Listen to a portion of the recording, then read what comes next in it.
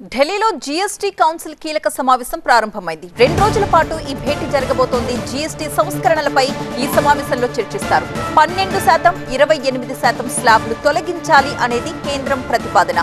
సామాన్య ప్రజలకు లబ్ధి చేకూర్చే విధంగా జీఎస్టీ కౌన్సిల్ నిర్ణయాలు ఉండబోతున్నాయి.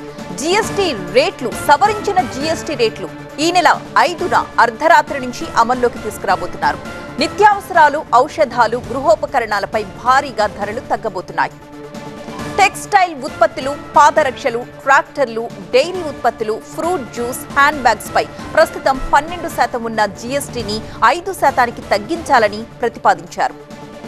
ఇక ఏసీలు, టీవీలు, సిమెంట్ పై ప్రస్తుతం 28% ఉన్న జీఎస్టీ 18%కి తగ్గించాలని ప్రతిపాదించారు. పొగాకు ఉత్పత్తులపై ప్రస్తుతం ఉన్న 28% ఉన్న జీఎస్టీని 40% పెంచాలని ప్రతిపాదించారు. అలాగే ఎనర్జీ డ్రింక్స్ పై ప్రస్తుతం ఉన్న 20% జీఎస్టీని 40%కి పెంచే అవకాశం కనిపిస్తోంది. 1500cc లగ్జరీ కార్లపై ప్రస్తుతం ఉన్న 28% జీఎస్టీ 40%కి పెరగనుంది. హై ఎండ్ మోటార్ సైకిల్ పై ప్రస్తుతం ఉన్న 20% జీఎస్టీ 40%కి పెంచే ప్రతిపాదన చేస్తున్నారు. అలాగే పాన్ మసాలాపై 28% ఉన్న జీఎస్టీని 40%కి పెంచే ప్రతిపాదన కూడా చేస్తున్నారు.